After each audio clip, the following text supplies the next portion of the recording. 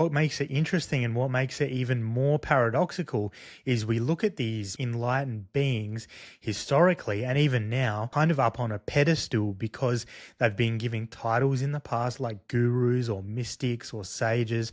And so we think that we have to attain a certain level of spiritual intelligence or a certain level in a hierarchical system before we can attain what they have. And it couldn't be further from the truth, because what I'm saying here is that what these gurus and mystics have realized is the truth of their fundamental being, and that is the very same as what's watching this video right now. The core of your being is right there. You are it, and you are not the character that you're perceiving through. And so how would you have to be anything more to realize what you already are? And that's really where the paradox comes into play, because there's no level of worthiness that we have to achieve to realize what's already there, hidden in plain sight, what is already the core of our fundamental being. And for years, I read all the books, watched the videos, did the courses, I listened to the lectures, because I must reach some certain level of specialness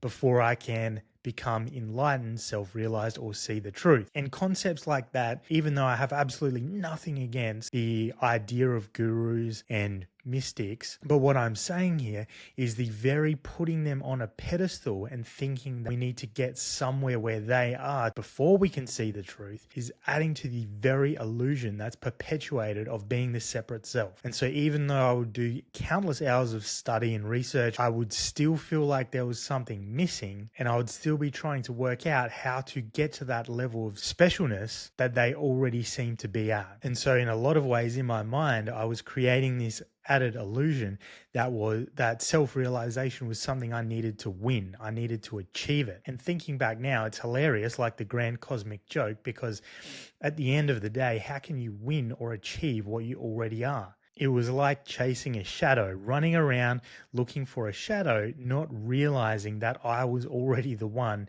that I was chasing after. You could say the moment of breakthrough came when the illusion just seemed to stop, and I could see clearly that instead of being the separate self, instead of being the character that was plagued with so much mental chatter, instead of being that, I was the no self, the empty fullness behind all things that seem to be perceiving through this prism of light that we call the character, the avatar, or the separate self.